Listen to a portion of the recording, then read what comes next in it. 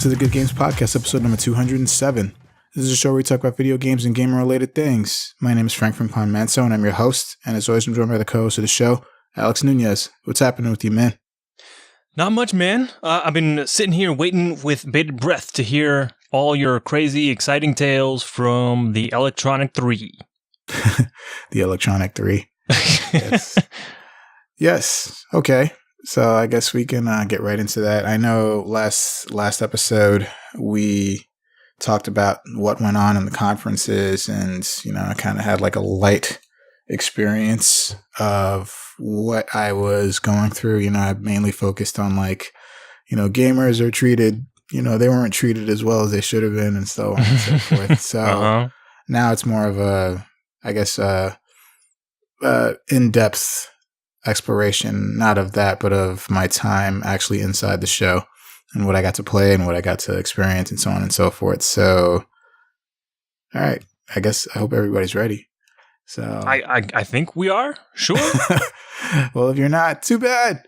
It's because I'm starting now. So yeah, I got to LA the night before the show floor was opening, so I didn't get to actually witness any of the conferences. It's not how it works.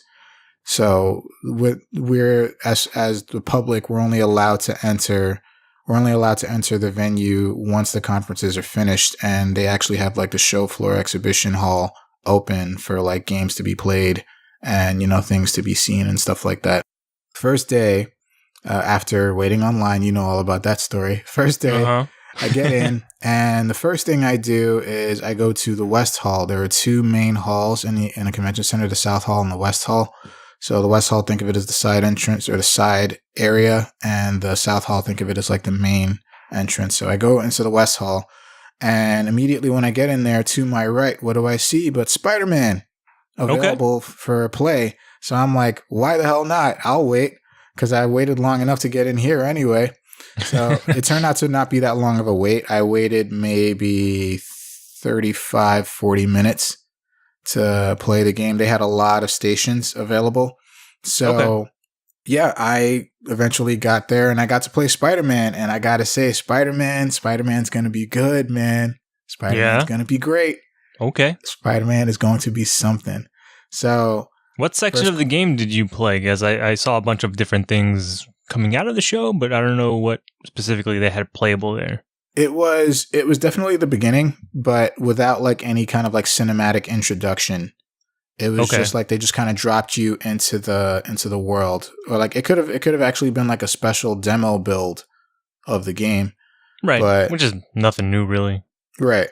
But it's definitely like they just drop you in the middle, and then they kind of like say, okay, just go. And the way they kind of drop you in is really clever, because they basically drop you in on the top of like a pole on the top of a building, and Spider-Man's just perched there, and then they show you like a panoramic view of the entire city. Okay. And the camera spins around you after that, and then you kind of get to see the scale of like the city, and it's massive. And then, they tell you like, okay, there are these like points that you can go to like, do stuff like, solve crimes or solve a puzzle or open doors or save people or do this, do that. So the first thing you do is that you jump off your perch, and then they tell you, hold R2 to swing. And then they tell you about like, they try to work with you like the physics of the swing. Like if you hold down the swing button, you'll gain more momentum, and as you reach the top of your jump, you can either let go or you can hit the jump button, which is the X button, to kind of like catapult yourself further up to give yourself more momentum. And it feels really good. It felt really good to swing around the city. Like it felt like how Spider-Man should feel, like, swinging around the city. Yeah. And like, the things he was doing, the acrobatic movements he was doing, and also the whole thing with that he wouldn't actually shoot a web line, because you can just basically hold down the R2 button and he'll shoot a web line like, when he gets the chance. But he won't shoot a web line if there's nothing above him to catch the web line with. So it's not like, fake, like the cartoons where it's just like, or the comics where he just throws his web line anywhere and he latches onto the sky and he just like swings wherever he needs to. But just webbing the sky and you're just like, yeah, that works. Yeah, so they paid attention to that, which was nice. Okay. It's a nice touch. And so, yeah, so they show you how to like do that stuff. They show you how to like move around, do certain kind of like wall crawling movements, which also felt really good. And then they basically throw you into a sort of tutorial situation with combat. So you have to fight off like these bank robbers. And you start, once you fight these bank robbers, they'll tell you, press square to swing, press circle to dodge, press like triangle to like web up something and throw it at them, or web up the opponent or whatever. So that also feels really nice. Now, the game definitely, you could tell it took a lot of cues from the Arkham games, but yeah, I honestly feel like the combat it feels a lot better to me than the Arkham games did, which is it's a very high honor, like, because the Arkham games felt really good. Yeah. With combat. But this one, like, again, Spider-Man doing the things that Spider-Man does, the flipping and the twisting and the dodging, his spider sense is going off and, you just dodge. It's a free kind of dodge. It's not like a hard counter like Batman, Okay.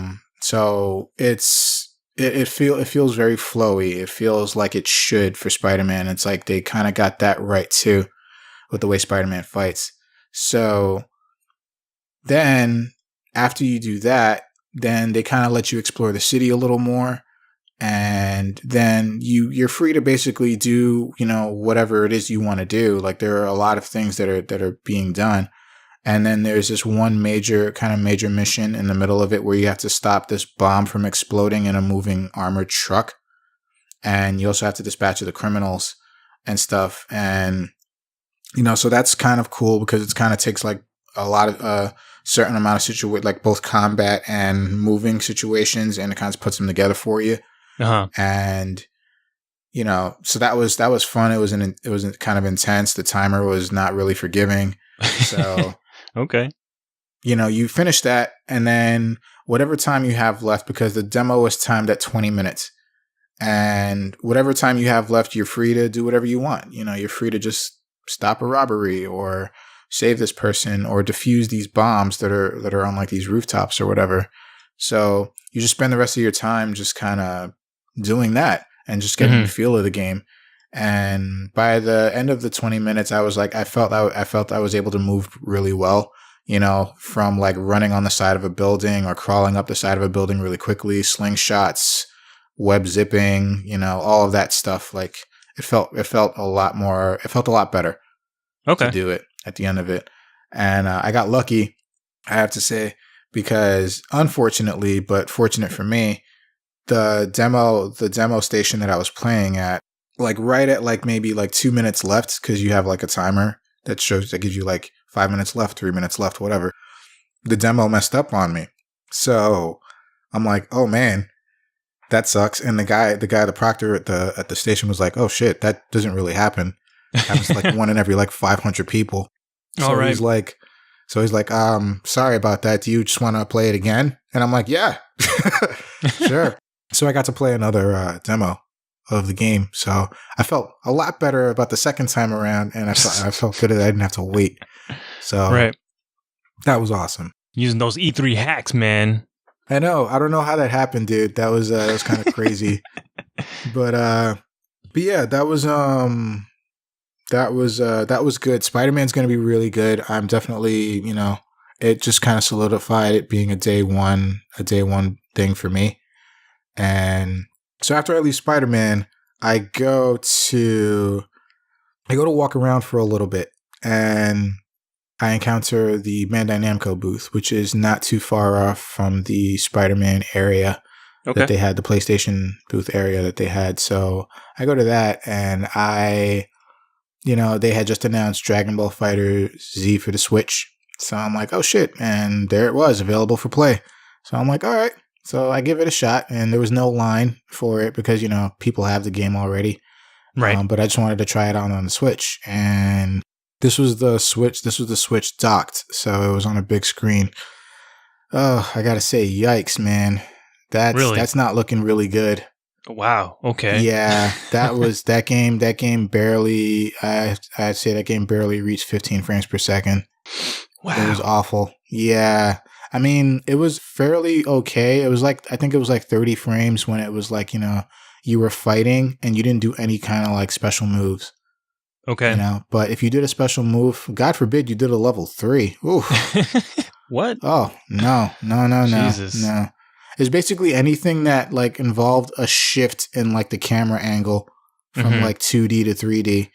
Like that like really fucked with the Switch for some reason.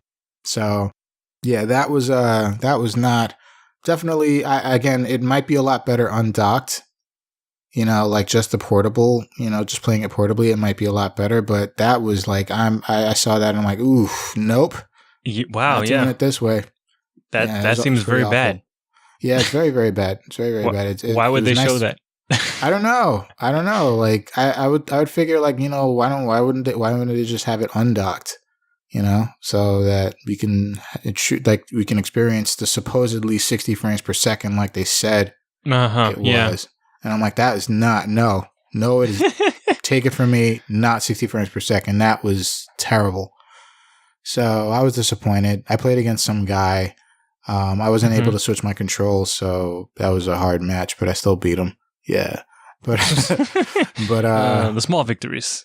yeah, it's a small victory. So then while I was still there, they also had My Hero Academia, One Justice. And if you haven't checked out My Hero Academia, it's probably the best anime out there, like in years. Okay. But they had the game My Hero Academia that they were talking about bringing out. So they had it there for play. I couldn't get to play that unfortunately because there was a big line for that. And so, but I did see a lot of matches being played, and it doesn't look bad. It reminds me of it kind of reminds me of Power Stone, but not as like pretty.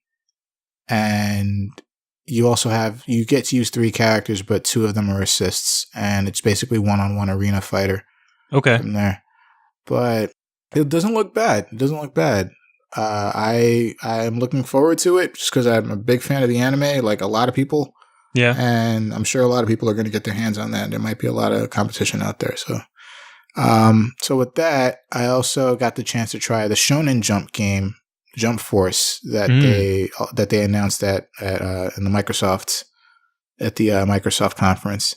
And so that was available to be played as well. I didn't know that there wasn't a line for it. I thought there was a line for it. There was not. But I did get to see it. I get to see a guy playing against another person in the opposite cabinet. And that game looks like shit. Like, that game looks really bad. It looked terrible in the conference. I'm sure it's like a dream come true for a lot of people. But honestly, I feel like Dragon Ball FighterZ is like the bar. Like, that's like what an anime fighting game should be. And any game that comes after that should be better than that. Or at least similar enough. Because Dragon Ball is something else, like something great. Whereas Jump Force and to a lesser degree One Justice were not looking so great. Yeah, so after all of that, I was like, all right, let me move on. So I did some more walking around. I spent pretty much the rest of the day just kind of like walking around, exploring the booths. I went to the Bethesda booth. And this was like the side where Nintendo was, Bethesda, PlayStation. Microsoft wasn't in the building this year. Yeah. They were in their own building. They were at the Microsoft Theater that was like way down the street. I'd say like 4 or 5 blocks away. Okay. But they were there. And unfortunately, I'll just say it now. I didn't get the chance to go there at all, because I was kind of walking around with stuff. So, do you know how that works though? Like the Microsoft area, like can you go in with your E3 badge, or can just any regular Joe go in without an E3 badge? You have to have an E3 badge to go in there. Okay. Yeah. At least that makes it even weirder. Yeah, at least for the event, at least for the convention, that you have to have your badge to get in there. Yeah. Okay. That's very strange, especially since they're not in the same building. Yeah, but they were doing because they were E3 because I guess it's not because they opened it to the public, but because it's getting a little bigger than it used to be, that they actually started extending it out to like other places nearby, kind of like New York Comic Con's doing, with like all of like the what the hell do they call it, the New York whatever week. Oh god, or whatever. Yeah. But I don't remember that they have like shit going on at the Hammerstein Ballroom and Madison Square Garden and all that stuff. That's the same principle. So if you have a pass or a badge, you get to get into those events being held in those different locations. But if there's something else going on that doesn't have to do with the event, then of course any person can get in there. Okay. But yeah. I spent most of the time the first day just kind of like walking around, going through stuff, taking pictures, looking at stuff, looking at like stuff to buy if I could. And yeah, so day one was pretty good. I spent most of that time just kind of like getting the lay of the land. I really wish I got the chance to go to the Microsoft Theater, but I didn't. Because they also had Ori and the Will of the Wisps playable there, and I feel like I really missed out on that opportunity. That is surprising that you would miss out on an opportunity like that. Well, I can say quickly right now that the reason why I missed out on that opportunity was because the way I had scheduled myself, that there was no way I was going to be able to make it to the Microsoft Theater. Like there was a lot. There were things that I was doing that took up basically like a lot of my day with a lot of waiting, and it was just a lot.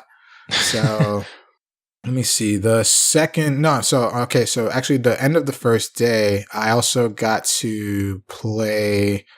I tried to play Mega Man 11, but that line was like, it seemed like the longest yet, and I'm like, what? Wow. So okay, yeah. And I'm like, what? And you only got to play one stage, and they didn't have that many stations. I think that was the problem. But they did have the Mega Man X Legacy Collection playable with no line, and they had a lot of stations. They had like a Mega Man 30th anniversary wall, and they had like a whole bunch of stations with the Mega Man X Legacy Collection. So I got the chance to play that. I think that demo was 10 minutes. Okay. And so I played that a few times because there were no lines, and I'm like, okay, let me just try them out. So I tried out like some of the X games. But the thing I tried out that I really enjoyed, that I really want to try to get into, is that they have challenge mode in the Mega Man X Legacy Collection. So basically you can fight like more than one boss at the same time.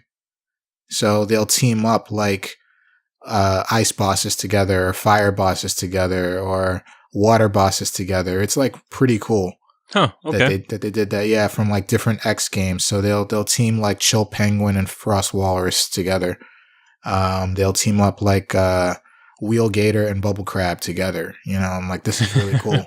Okay. And they have a lot of life. They're not like any more difficult than they were, but you also don't get the chance to use like all of your weapons. You have to basically pick 3 weapons at the start, and then you have to go through all the bosses with just those 3 weapons. So you have to choose wisely. Wow. So it's pretty cool. It's really cool. And the fact that they're both moving at the same time, and it's like, you're just like, oh shit. But they do give you like full X armor, and you're like a fully charged like X Buster. Like your X Buster is like the best it can be. So that's a plus.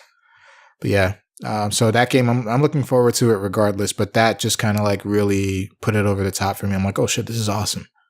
So I played that, and then I went to play Street Fighter V towards the end of the day because the Street Fighter V boots, again, no lines for Street Fighter V, not really. Okay. And they had Cody available to be played with. So I tried Cody out. I gotta say, Cody's looking pretty good. Yeah, I think I might like him. I might like him enough. I think I might like him enough to get back into the game because he's got a really good amount of tools, and I feel like him being like a brawler character is like my kind of character. Right. So, and the fact that he has zoning and he has like his V trigger. I didn't like his V trigger 1 very much. I don't know why. The knife didn't really speak to me. because I know it's a way of extending his combos, but it didn't really seem to work in the way I thought they would work. It would work, I should say. But his V-Trigger 2 is where it's at. That is awesome. That seems like it's going to be the most preferred one. Yeah, that seems to be the one that everyone was like all going all crazy about. Like, fuck the knife, the pipe. That's where it's at. Yeah, you have the options with the pipe, man, and the rocks. And yeah, dude.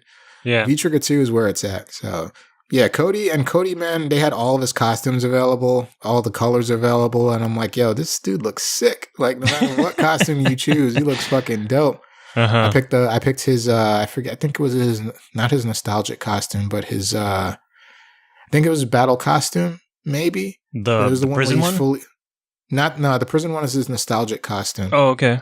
I think his battle costume is the one where he's fully decked out in a suit, like the tuxedo. Yeah. That suit that was awesome. I like that suit a lot. Okay. So yeah, but Cody's pretty good, man. He's pretty good. I like him a lot. I felt that he's a good addition. Felt like he's someone that I've kind of been waiting for. I'm going to explore him a little more when he comes out. Actually, 1 week from now or a couple of days from now as you listen to this. And yeah, man, he looks good. He looks great. And the reason why I'm even talking about Street Fighter V this long is because, dude, there were like Street Fighter superstars like literally playing right next to me. And I had no idea. Like, you had James Chen, Alex Valle, Combo Fiend, L.I. Joe, Yipes, and there was one more person. But I didn't recognize who he was. But yeah, and Persia was also there too. And she was talking to James. I was going to say something to James because it didn't seem like he was playing very much. But like the rest of them, they were just on the same cabinet, just taking turns. Oh, wow. Okay. Yeah, they were just taking turns over and over in the same cabinet. And people just kind of left them alone because I think they were being recognized. But the thing is, there was also plenty of cabinets available to be played. So it wasn't that big of a deal. But yeah, like I didn't even realize that they were next to me until I got off of the game. And I actually played against one of the guys that was like hanging out with him. Again, I don't know if he was a pro. I don't think so by the way he played. Okay. But I had just gotten off of playing against him. And he went over and talked to them, and then when he went over and talked to them, I looked over and I'm like, I saw James Chen. I'm like, oh shit, like, I know that guy. And then I look over more, Alex Valle. I recognize him immediately. He's like idol of mine. Love that dude. And then I saw Combo Fiend was already on the stick, and he was playing against Alex, and L.I. Joe walks right past me. I'm like, what the fuck? I'm like, they all here? You know, and I'm like, yo, where's Justin? And where's like, it was like, yo, like all these people, man, like it's kind of crazy. And I kind of really wanted to say something, but like, again, Persia was there. She was talking to James pretty much the whole time. So I was like, I felt kind of weird. And Yipes was kind of on the side too. And I was going to try to talk to him, but there was this other guy actually that came up to him and talked to him before me. So I'm like, it's kind of weird. So I missed my opportunity, but the story will continue. I redeemed myself the following day. Oh, okay. Now. So the following day, so day 2, that was the end of my day 1. You know, it was good. California is a nice place. Went out to eat and, you know, stuff. Dope. So day two, I go. And before that, I had to make an appointment to play Smash because, you know, Smash is probably the most, probably one of the most, if not the most, sought after game to be played there. Yeah. You know, so I had to make an appointment to play the game, which was easy. It was free.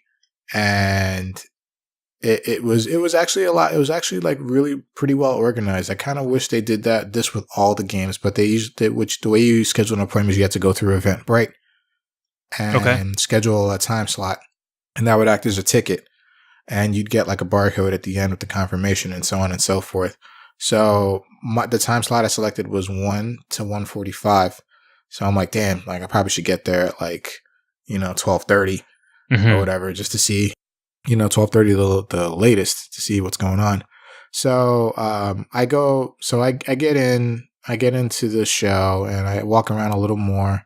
I kind of hang out on the outside, like where they have like other booths and stuff going on, but it's not really anything major. It's like, here's your chance to win like Sonic Puma sneakers or something, because they did that. That's a thing. I saw them. Yeah. Yeah. And then they also did the thing with PlayStation and Xbox sneakers with Nike. Yeah. And Jordan. That was pretty sick. But in any case, so I walk around and then when it's around 12:30, I go to the Nintendo booth. And the Nintendo, like I said last year, Nintendo is it's massive, dude. Like they have their own it's like they have their own like convention center like, built in to the to this convention center. So I'm like, fuck, dude, this is crazy. So I go in and, there's a line and I'm like, fuck. So I kind of like asked for directions on like where exactly I'm supposed to go because they had like 7 or 8 different lines for like different things with this game. Wow. Like, okay. they had like a line, they had like a standby line first off. So for anyone who canceled their appointment, then the next person would go fill that spot. It's crazy. So they had a standby line, then they had like a line for glory or for fun, like for competitive or for not. And it was just ridiculous. And they had this time slot, this time slot, this time slot. So I'm like, damn. So eventually I get to the right place and I ask the person, I'm like, hey, by this time it's like 10-1. And I'm like, hey, listen, I have a time slot for 1 to 1:45. So is this the line over here? He's like, well, there's actually really no line. It's just basically if you have a time slot, you'll get the same amount of playtime. You'll get the same amount of playtime or wait time as a person who came at like 1:43. And I'm like, oh, okay. So, I just wait around. I just wait right there in front of the dude. And I don't know, they formed an honorary line back there and I'm like, whatever. So as soon as 1:00 hit and they changed the time slot, they're like, all right, come on in and have your confirmations ready. So I was like the third person in and I got the chance to basically walk through the Nintendo convention center, I should say. And they had like a lot of cool stuff. They had like replica models of like everyone's weapons in the game. So they had like Link's sword, Mario's hat. They had Shulk's blade. They had Bayonetta's guns. They had Cloud's sword. Yeah, they had like, it was really cool. They had like them all on like glass displays and they had them like as you walked through the line, you got to see like all of this stuff. So yeah, that was really awesome. So then I get to play the game and so you got teamed with 3 other people. And the way they made it sound, it was going to be like us 4 versus another 4 people, but that wasn't the case. But I'm like, that's fine. So you got to play 4 matches and there were stage picks for each person. And yeah, you got to basically like pick whoever you wanted and go to play. So they didn't have like the build with every character. Oh. They only had the build with like the main character, the core squad, and the new characters to this version of Smash Brothers. So Ridley was available to be played as. I played as him once, and then you also had Ice Climbers who were back, and I believe there's like one other person. They also had like all the DLC characters from the previous. One of the Links, I think, because there's a third. Oh yeah, they had Breath of the Wild Link as well. So I'm not sure if he's any different. I don't know, but it seems like he is. Yeah, I forget what the breakdown is, but there's like there's now 3 Links in that new game. Yeah, like there's Breath of the Wild, regular, and Toon. Right. Yeah, but yeah, the like I said, the build wasn't like every character, but they had like basically like most of the newcomers to the game from Smash 4 to now made it. So Little Mac was there as well, and plus the core squad. But in any case, yeah, I play as Mario first. That's my main dude, and I try to get the feel of the game. The person who had the stage pick first, she picked like Newport City, which is like this fucking ridiculously large stage with a stupid amount of hazards. And I'm like, fuck. And by the way, the appointment I scheduled, there were no for glory options available, so I had to pick for fun. So wow! It was like, again, those stages were, all the items were coming down like ridiculous rates and all of that stuff. So I had to deal with that. But in any case, so that was fun. I have to say the game feels really, really good. It feels better. It feels slightly faster, and it feels a lot smoother than the previous Smash game. So I'm very excited for that because it feels much better to play for me. Okay. Unfortunately, I had to play with the Switch Pro controller, which is not ideal.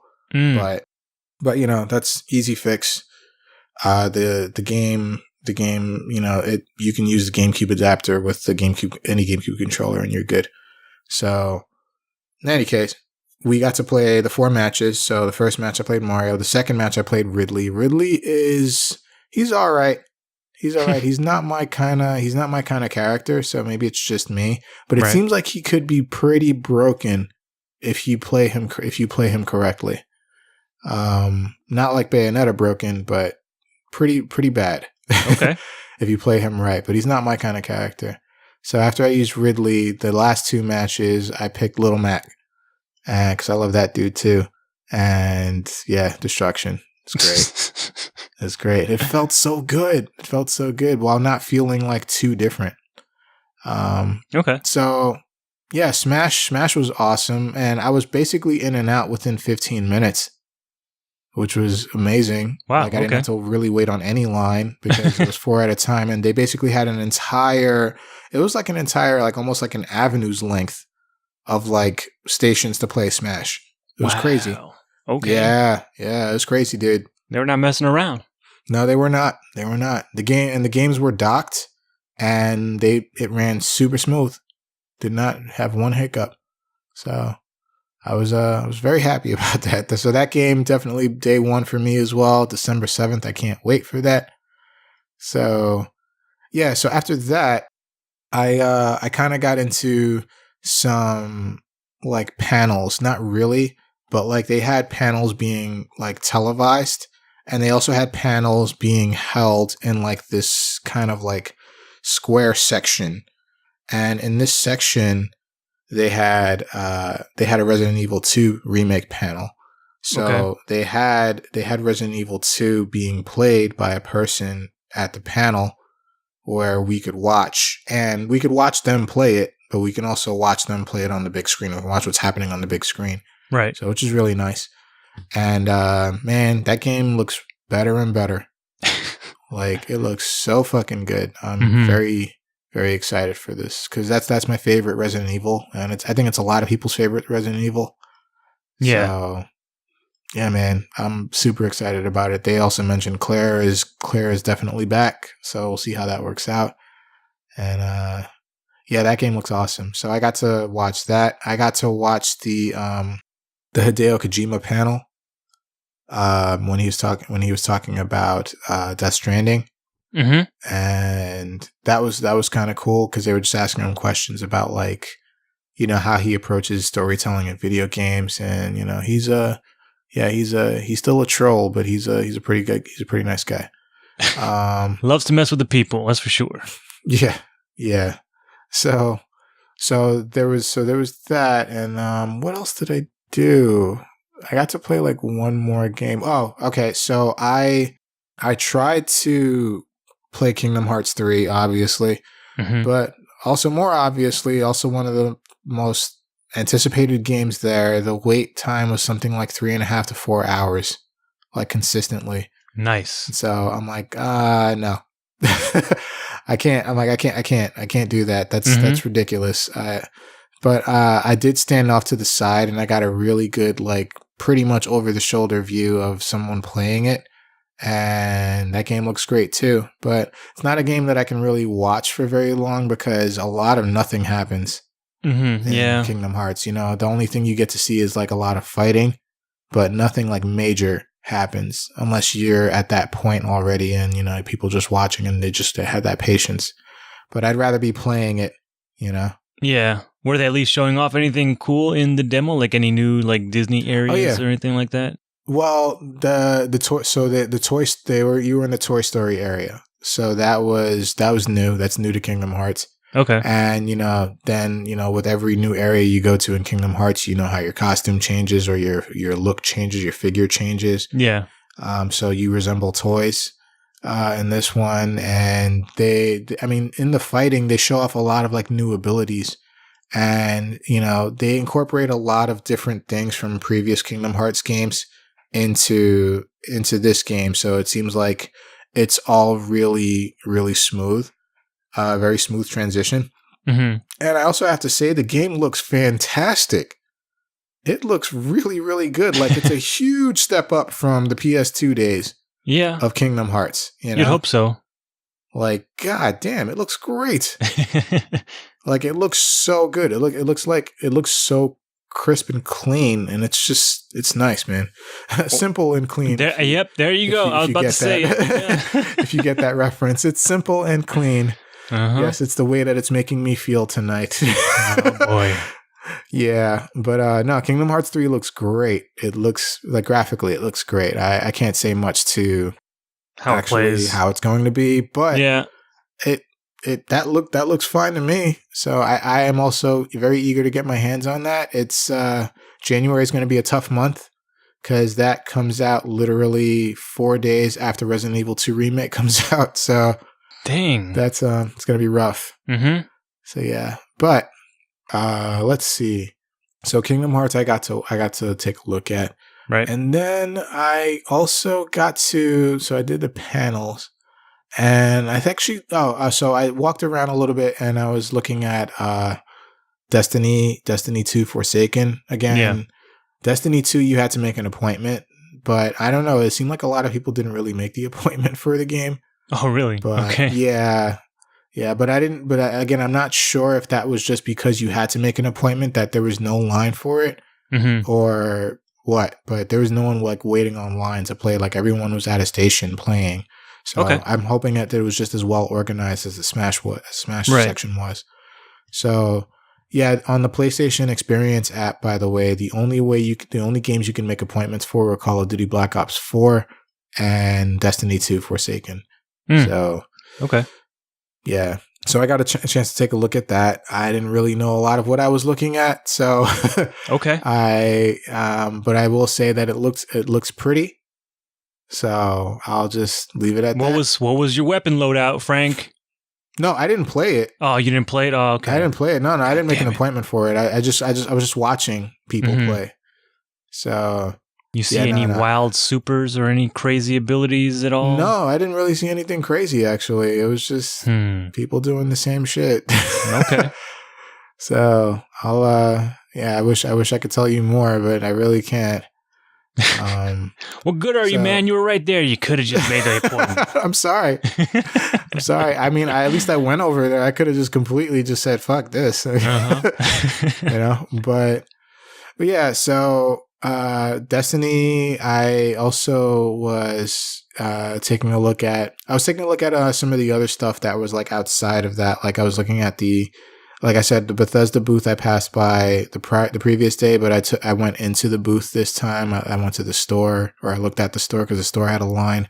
All the stores had lines. It's crazy lines too. Yeah. But yeah, so I went to the Bethesda section. They had a big Fallout 76 banner, Fallout 76 styled area. It looked really cool. Mm-hmm. So they kind of went all out with that. That was pretty awesome. But did they have anything playable? As far as I remember, no. But it wouldn't surprise me if they did. But I did walk all around. I didn't really see anything playable. Yeah, because it seemed a lot of their stuff. Go ahead. No, I was gonna say. Because it seems like a lot of their stuff is a little farther out than everything else that has been announced at E3. So I was kind of curious what they even had on the show floor for people. No, I think it was just a lot of kind of, what's the word? Just like advertising for the game, like with the way they built the sets for their area, their booth and stuff like that. It was just like a giant advertisement for the game. Mm-hmm. Like make sure you play this game coming soon. Pre-order it. We don't know right now. Pre-order here. We got a little kiosk. Yep. Get a keychain or some, I don't know. Yeah, firstborn, that's fine. Yep. But yeah, it looked good. Bethesda booth had a really nice presentation. I will definitely say that. What I also did see though, they had the same build of Resident Evil 2 remake playable at the Capcom booth that they did with the panel that I saw. Okay. Again, line was stupid long. I really wanted to try it out though because I love that game so much, but alas, I'm not that patient. Dang. So yeah, but. Okay, so I went outside for a second. Yep. Because I did honestly really want to go to the Microsoft Theater. So I went outside for a second, and when I got to the Microsoft Theater, they actually had shut it down because it was close to the convention's end time. So they kind of shut it down to people from the outside for the day. Uh-huh. It was I don't blame them. It was like 6:15, and the convention closes at 7 every day. Mm-hmm. So except for Thursday, I think it's 5. But yeah, so I was like, damn it, like I tried. So I'm like, I'll try tomorrow. So I'm heading back to the main convention center, and I'm waiting at the curb to cross the street, and this dude walks in front of me, and he has a ponytail and glasses, and I'm like, I know this guy. Okay. I'm like, I know this guy. Who is this guy? Uh-huh. So I needed to get a closer look at him, and luckily he stood right next to me. So I look at him, and he's talking to this girl. So, I'm not trying to interrupt him while he's trying to, do his thing. Mm-hmm. So I wait till there's a break in the conversation, and I really take a look at him. I'm like, oh shit, I know this dude is Chris G. I'm like, it's Chris G. So the light was taking a super long time. So I used that opportunity to say, I'm like, hey, excuse me, sir. And he looks at me, and I'm like, yep, definitely him. And I'm like, Chris G. He's like, yeah, man. And he sticks his hand out, and I stick my hand out, and we shake hands. I'm like, dude, I'm a big fan. Loved what you did with the Marvel games and Street Fighter, but I'm a bigger fan of you with Dragon Ball. You're doing good things, and just keep doing your thing. I just wanted to say that. He's like, oh, thanks, man. He's like, thanks. He's like, you play? I'm like, yeah, I play Dragon Ball. I'm not on your level, but I hope to see you someday. I hope to be at your level someday. But yeah. But he's like, all right, cool. And so that conversation kind of ends there, and then the light eventually changes, so we cross, and I go in a different direction. He's like, yeah, hey, have a nice day. And I'm like, yeah, you too, Chris G. So, you too, New York, Chris G. New York, Chris G. I should have said, I'm from New York too. You don't live there no more, but I also don't live there anymore. Hey, we've got that in common. But hey, I'm from there.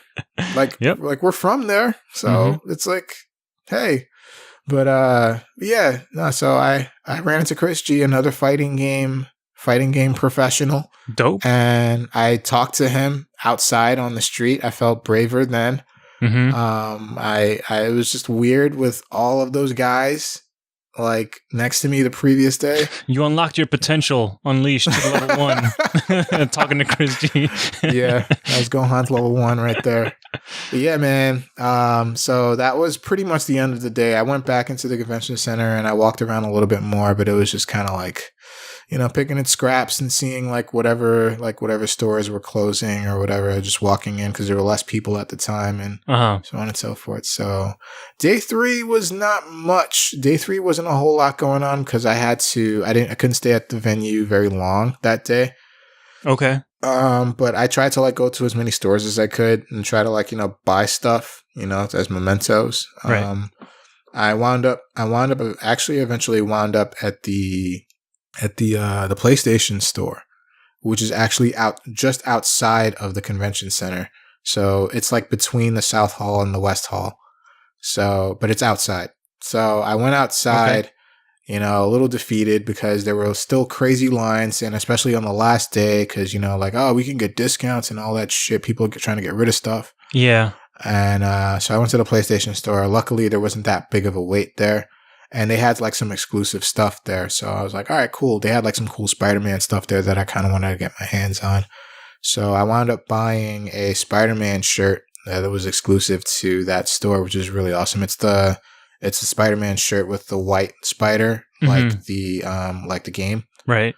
And they still haven't explained that yet. I'm like, why is this suit different here? They did say it's armor or something. So I don't know what substance it's made out of, but they I think in their Game Informer coverage, they were talking about it, how if you look at his costume, all the white stuff is where kind of like he's armored and stuff. So that I'm assuming that white stuff is acting as armor. So, he obviously wants to cover his chest. So that big ass spider on the front is going to be armored. And then I think on his hands, there are some lines of white and things like that. It's on his hands and under his feet too. Yeah.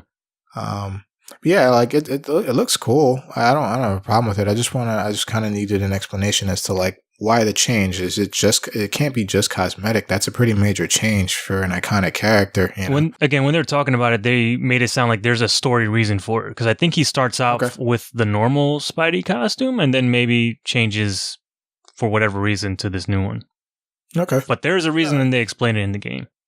No, not a bad look at all. Not a bad look at all. But yeah, so they had that shirt. It was just it's like a red vintage shirt, but it has the big white spider on it. So I'm like, that looks really cool. They also had another shirt with the character on it and, with the white spider, and it had like a bunch of designs on it. I wasn't really feeling that shirt. But I felt the symbol shirt a lot more, so I got that. Okay. And I got a ghost shirt. Of Tsushima? Destiny. Oh, okay. I believe from Destiny. No, it's from Destiny. Yeah, the little robot buddy that floats around you. Yep. Okay. Yeah. So I got that. I got a shirt of that because it was red and black. I really liked the color scheme. Okay. So I got that. I got a shirt of that, and I got like the hell else did I get? I think I got like a PlayStation necklace. Like it's like a cross, but like on the cross it has the symbols: triangle, circle, X, square. Oh, cool. And stuff like that. Yeah, it looks pretty cool.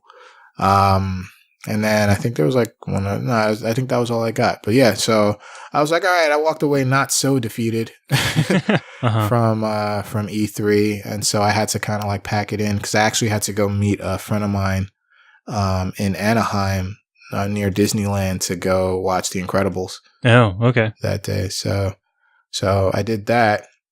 Really good movie. But that's neither here nor there with the show. So it's so yeah, after that I basically got ready for the next day to leave.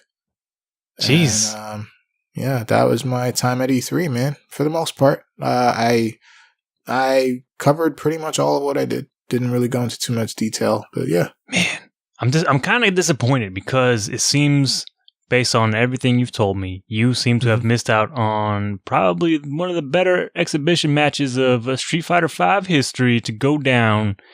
And it happened at E3. Oh, God, I know. Like an Austin Creed versus Kenny Omega. I was like, my God, it's finally happening.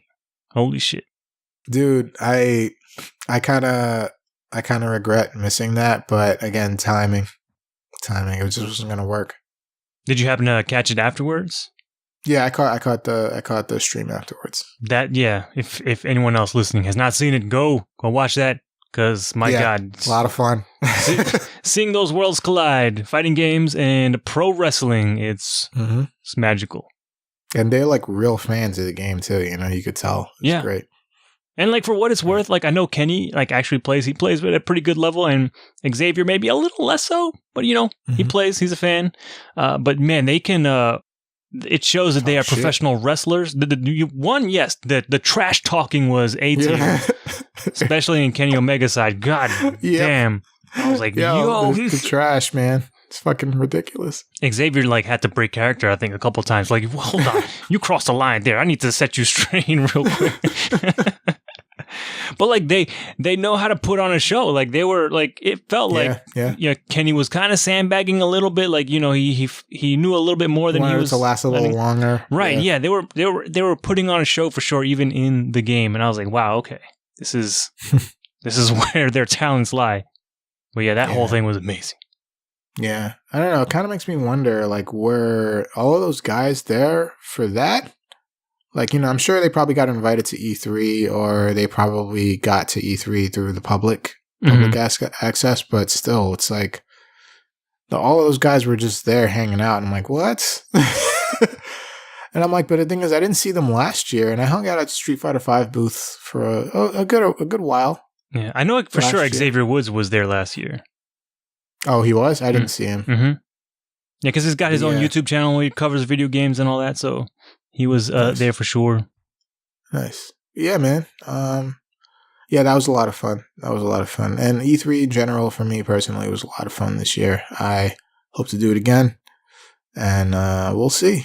We'll see if they open it up to the public again. But it seems like it's a kind of a sure thing that they will. Just got to plan a little better. Yeah. It just still feels like in flux. Like they don't know exactly how they want to handle the show. Like balancing it between what it has been in the past and what they want it to be in the future. It seems like a weird balancing act that they're still trying to figure out. Mm-hmm. Especially since it's like in the middle of the week, right? Because it's not on. It doesn't occur on any of the weekend days that normally all these Tuesday, other conventions Wednesday, take Thursday. place. Yeah, Tuesday, Wednesday, Thursday. At least that's when the public can get in. Yeah, I mean that's the show is before. those 3 days. Everything else, like press conferences, is technically before E3. Right. Yep. Tuesday, Wednesday, Thursday. That's how it's always been. Mm-hmm. Yeah. But yeah, no. Whoever is listening, I highly recommend that you get to go. That if you get the chance to go to E3, go. It's still one of the best shows I've been to. So for the other days, did you still feel like a second-rate citizen? Yeah. Yes, but not nearly as much as the first day, because the only reason why I say that is because I planned accordingly. I planned a little bit better. Okay. Because I thought it was going to be like last year where it was like everybody gets in at the same time. But once I realized that it's not the case, I just basically went in a little later every day. You know, I went in, I basically went in right after the crowd went in. So I was able to walk right in instead of like waiting with the crowd to get in. Right. Okay. You know, so that's how that worked out for me. And that worked out just fine for me because again, they staggered the times that the press could go in. They go in for like 2 to 4 hours before us peons got to get in there. You know? So yeah, I just timed it that like as soon as I timed it, like if we got to go in at like 12 on the Wednesday, I got in at like 12:30 and I was able to just walk right in. Okay. And no issues there. So yeah. E3 is a lot of fun. Go plan accordingly. You might be treated like shit just getting in, but once you get in, it's magical. Is it? Yeah. Is it? I don't know, man. You load that stuff up front saying that hey, you might get treated like shit, and then it's magical. No, it's not as bad as I'm making it sound. I am exaggerating a little bit, but it is definitely not well planned. And I'm hoping that they'll at least learn from that, and next year, if there is a next time, they will make it easier for everyone instead of kind of, really catering to the press and then kind of forgetting about the public.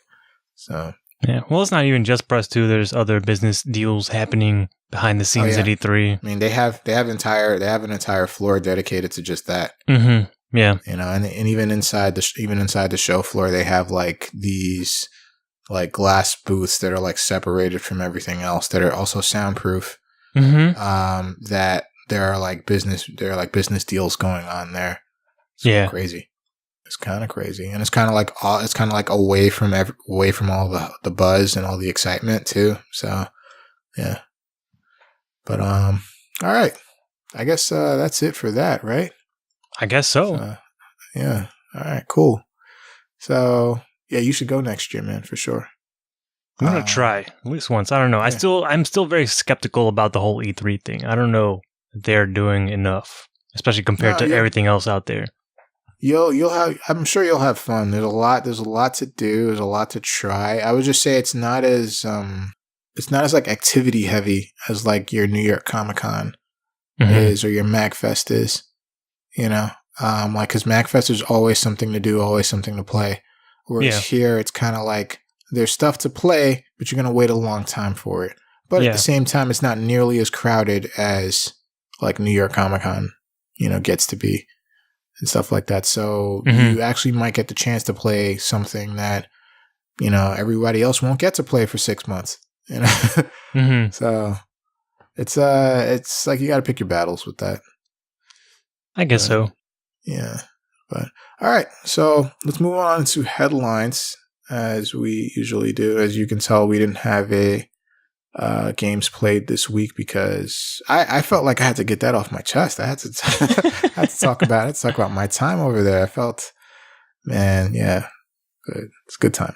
So, all right. So when we move into headlines, as usual, you should go to innercitygeeks.com so you can follow along with us with what we're going to be talking about. So first up, remember Pokemon Go, Alex? I vaguely remember it. Yeah. Yeah, that game is still around. I still have it installed, so I occasionally get notifications about that game. Yeah. So yeah. Well, you're actually going to get a new one fairly soon. I think it's fairly soon. Okay. So I look forward to dismissing it. It's pretty major though.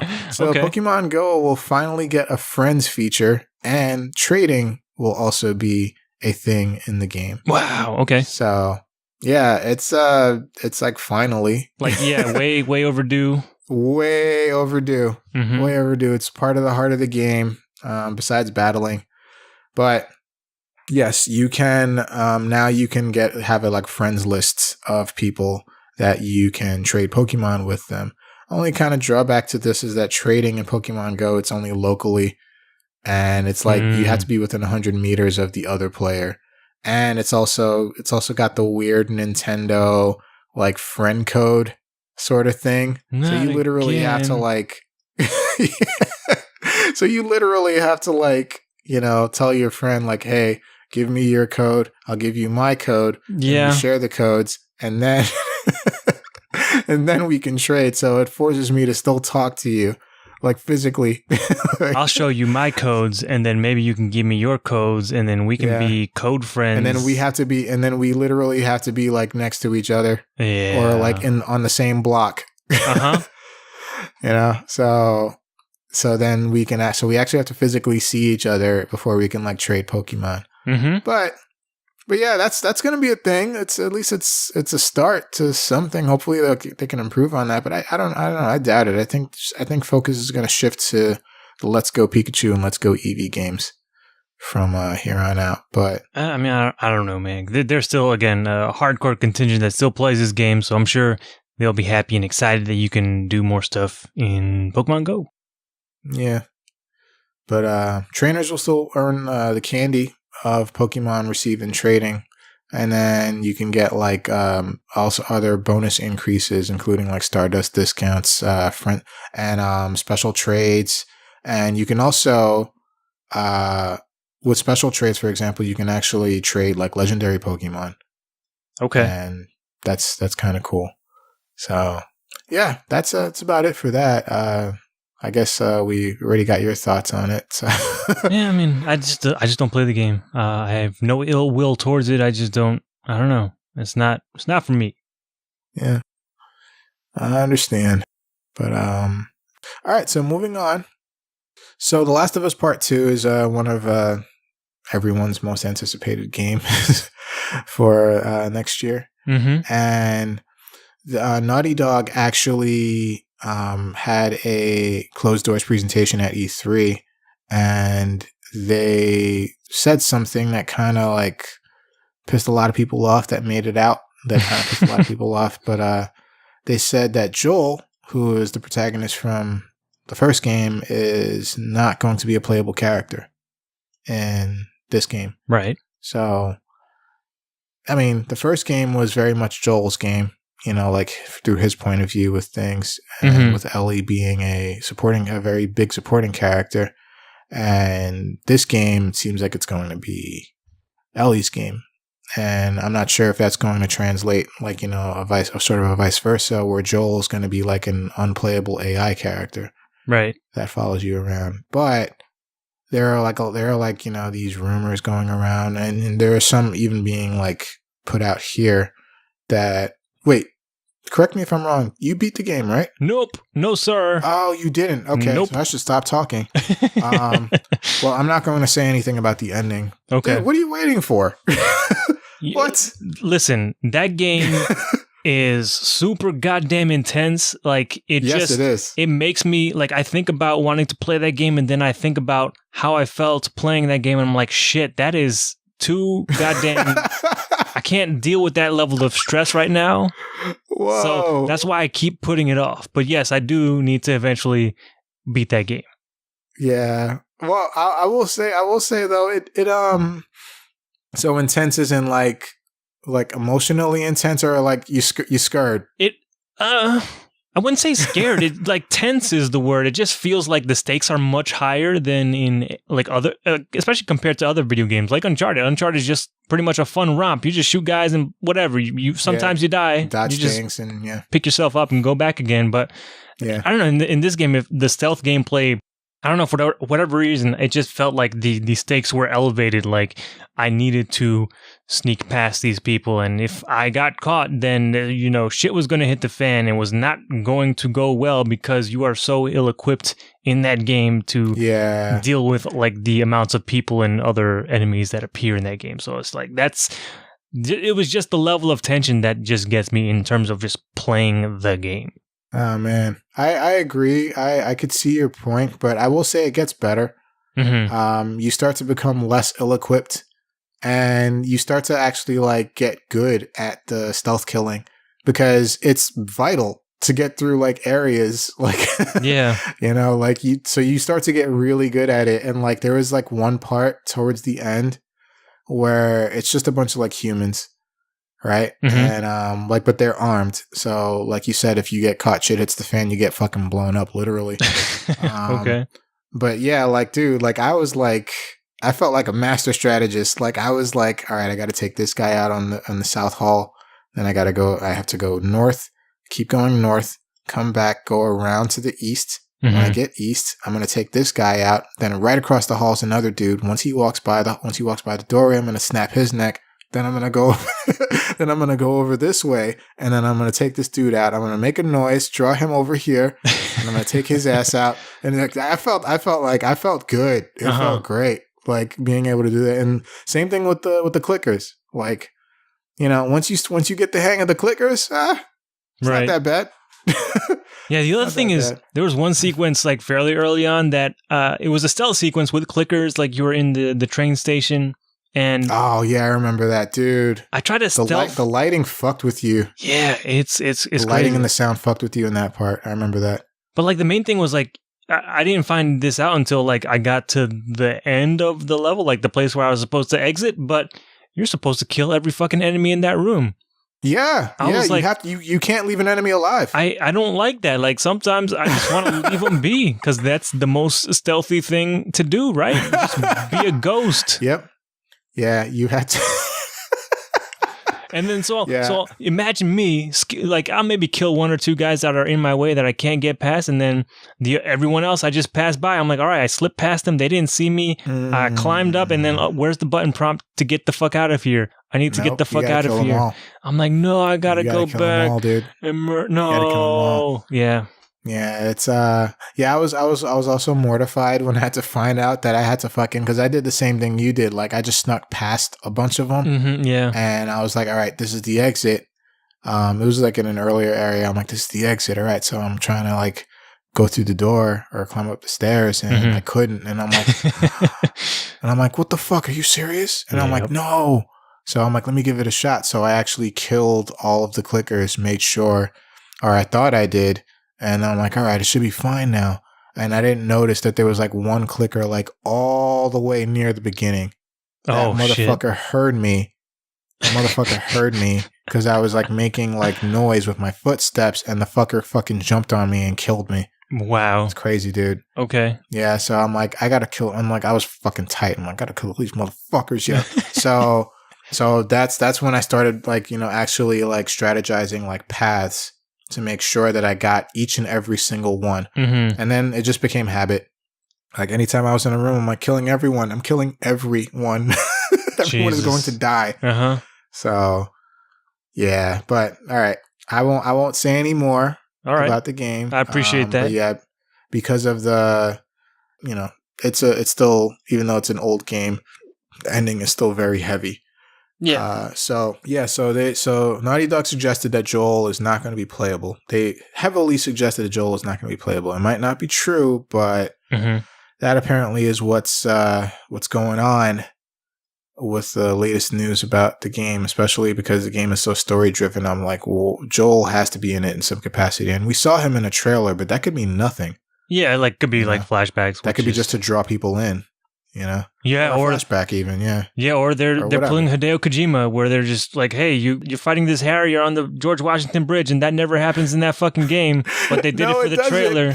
Because you can't know where this game takes. Goddamn, fuck you, Kojima, you piece of shit, lying son of a bitch. But yeah, I don't know if they're going quite that dastardly with the promotional materials for The Last of Us Part 2, but you never know. You know, with a story-driven game like this, they might want to keep a lot of that stuff close to the chest. Yeah. But, all right, well, I look forward to The Last of Us coming out sometime next year. Still no release date on it, but yeah, sometime next year, hopefully. Okay. We'll get it. And yeah, and before you play that one, man, please beat just do it. Just play. Do you have the PS3 one or the PS4 one? I have both. Okay. Yeah, play the remastered one. It's good stuff there. It's got a DLC too. Yeah, the Ellie thing, right? Mm-hmm. Mm-hmm. Riley. Yeah. It's good stuff too. Okay. So, all right. So, moving along. So, Netflix. Yeah, weird. Never mentioned Netflix before. Big boy.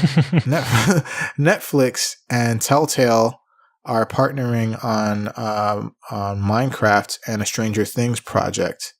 So okay, the two companies are teaming up to introduce a series of interactive narratives to the streaming service this fall, and Telltale is developing an adaptation based on Stranger Things.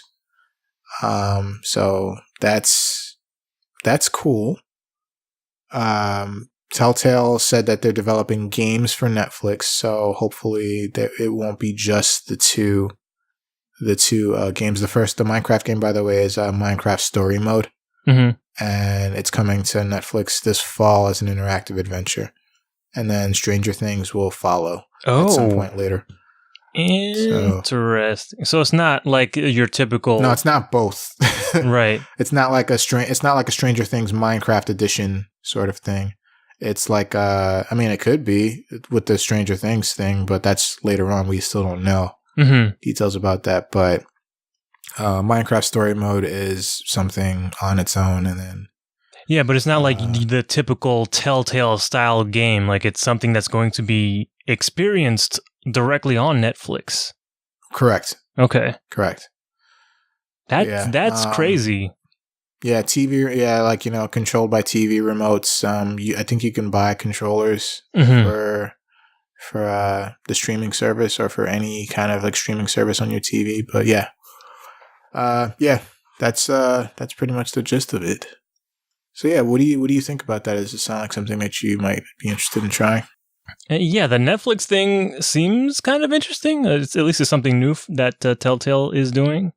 But if I'm reading this correctly, it seems like the Stranger Things game is going to be the typical Telltale kind of adaptation. So I'm going to say the same thing I say every time Telltale is making a new game. I just want them to upgrade the goddamn engine. That's all. It's not too much to ask for. That's all I want. A little stuck in the past there. Very much stuck in the past, yes. And I understand it probably helps them because they publish to pretty much any platform that can run an executable.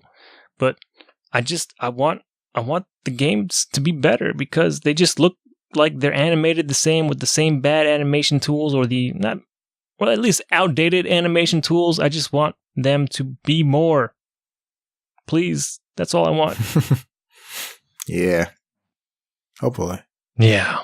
But yeah, it is interesting that they're doing Stranger Things.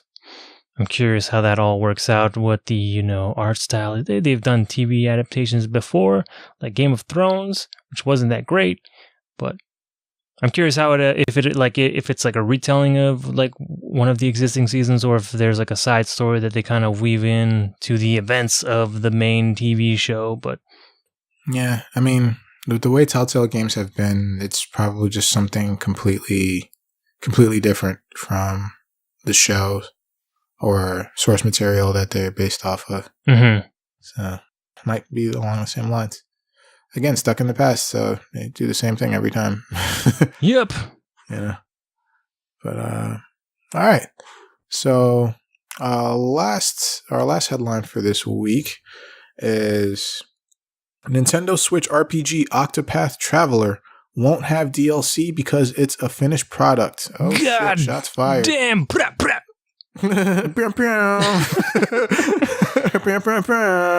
Nintendo does not give a fuck. So Octopath Traveler is it's a Switch exclusive from the team behind Bravely Default, which I'm excited about because Bravely Default was an amazing game. Not so much the second one, but the first one was fantastic. Love that game. Love it. But yeah, they said they will not have any DLC for this game. Why? Because it's already a complete game, says Square-Enix. That makes it even more hilarious because it is coming from Square-Enix.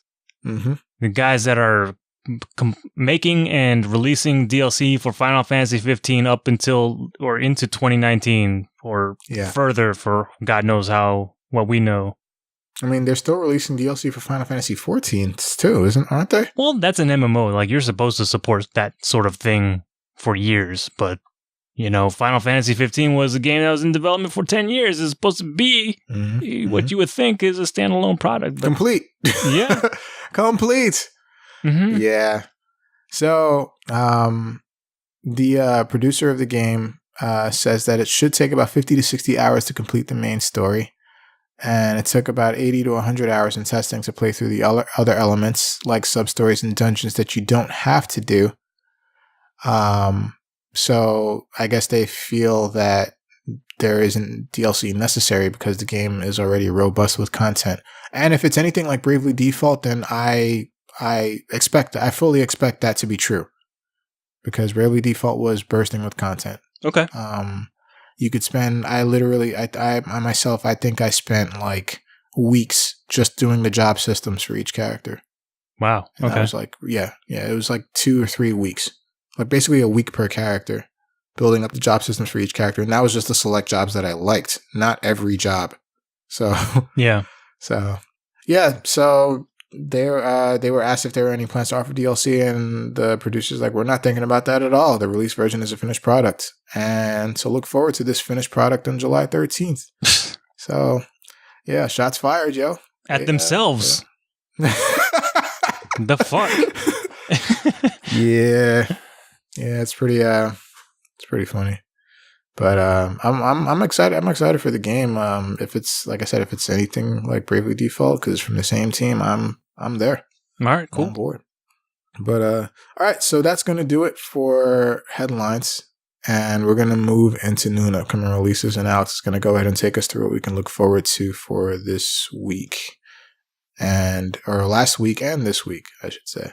Yeah. So go ahead. So we got a little catching up to do, like Frank mentioned. So this is going to be a much more condensed list, skipping over a lot of stuff. But because, frankly, there wasn't a lot of like high caliber titles coming out. But here's what I'm going to go over for this week. So for last week, what came out, in case you missed it, Fortnite, the goddamn juggernaut of a game, has taken over, is now available on the Switch, which that brought in and of itself some new drama because apparently Sony doesn't like to play well with others, because if you played with your Fortnite account on a PlayStation, you can't use that same Fortnite account on the Switch and maybe even the Xbox and some other platforms, but yeah, specifically the Switch, and a lot of people are pissed off about it.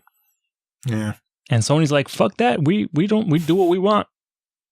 So that's, in case you have been playing Fortnite on other platforms, specifically the PlayStation, and you want to play on the Switch, you're going to have to make a new account, which kind of blows, especially if you've invested any kind of money into the craziness of Fortnite. But anyway, also out last week was Hollow Knight, finally out for the Switch. Jurassic World Evolution for PlayStation 4 and Xbox One and the PC. Paladins Champions of the Realm Founders Pack was out for the Switch. Super Bomberman R for PlayStation 4, Xbox One, and PC. Tennis World Tour for the Switch and PC. We got the demo for the aforementioned Octopath Traveler. Prologue is out for the Switch, which I believe is the second demo for that game.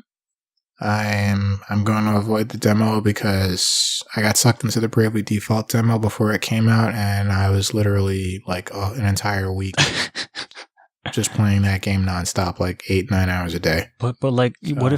What if you unlock stuff in the main game by playing the prologue demo?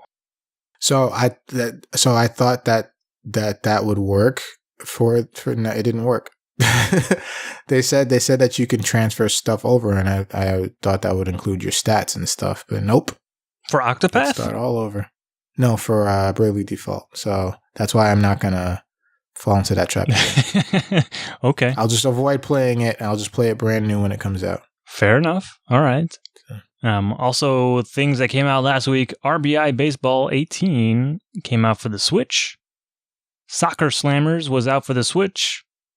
Super Sidekicks 3, The Next Glory, Arcade Archives Neo Geo is out for the Switch. Lego The Incredibles for PlayStation 4, Xbox One, Switch, and PC. Omega Strike for the Xbox One.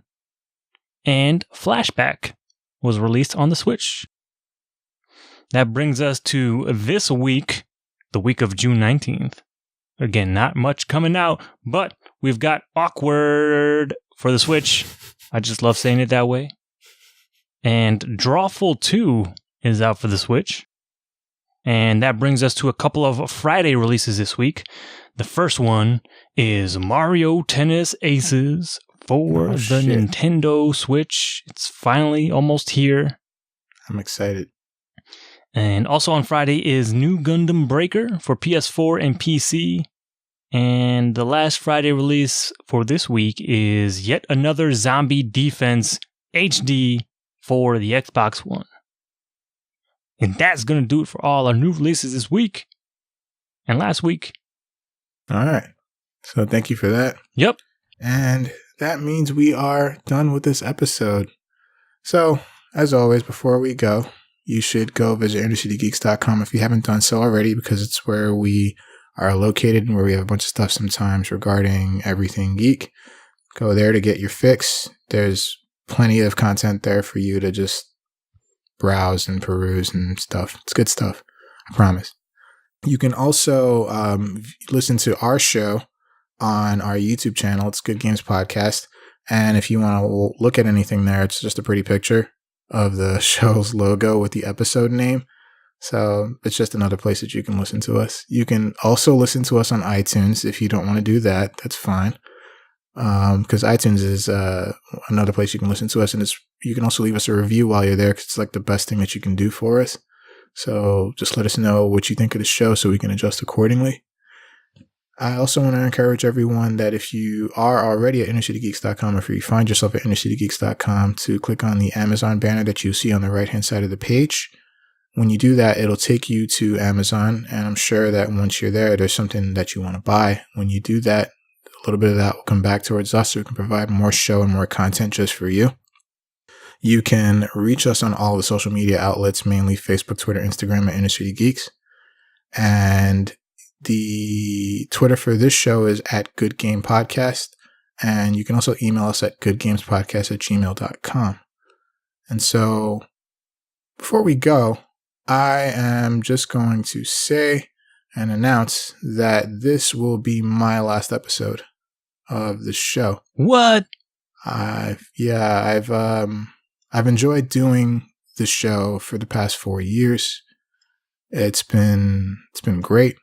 I love that I've been able to use like my creative energy towards the show and build what we've built here. It's just that life is taking me in a different direction right now. And it's not like I don't want to do this anymore or I don't have the time. It's just that I literally feel like something else is calling me. Okay. And, some things will be revealed later on. If you're in my life, you'll find out. But just know that I do this with a very heavy heart. And I've definitely enjoyed all the people that we've talked to, all of the friends we've made, all of the times we've shared, all the things we've done, good times and bad, good games and bad. I especially enjoyed the bad games episodes. Those were great. Well, for most of us. Sure. And then, but yeah, I definitely am looking forward to what the future brings for everyone who's listening, everyone who's been involved. I thank you, Alex, so much for dealing with me the past 4 years with all of this stuff. It's been great. It's been a pleasure. I wouldn't have had it any other way. Yeah, me neither, man. Me neither. That's for sure. Mm-hmm. But yeah, so yeah, this will be my last episode. I am not sure where the show is going to go from here, but just know that it is still here for the duration, and I just hope you continue to listen. The listenership might grow without me. Without me here, that's okay. I am glad that I was able to create something and run with it, and with a great partner, and run with it, and just, yeah. But sometimes life is just crazy. It just sometimes. Yeah. But yeah, Alex, thank you so much. Thank you, man. You've been like the best. You've been like one of the best partners I've ever had in anything, and collaborating with anything, and I don't pay you.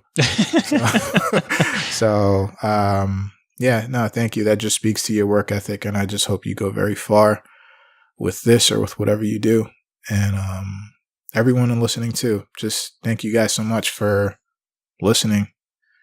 But again, the show is probably not going to be done. It's just I'm not going to be on it anymore. So. Yeah, I'm still not 100% sure what the form of the show is going into the future. But again, like, this show would not exist, of course, without you. It was born in your brain as a kernel and truth, and then we came together and made it what it is, and it's been an amazing ride. And I can't wait to see what happens both in both of our futures, even though we are slightly diverting paths. Yeah, man. And again, it's not like I want to do this. I really don't. I've gotten used to doing this every week for the past 4 years, more or less. We've had some slip ups, some schedule conflicts, but they're very few and far in between, I have to say. And mostly those have been my fault.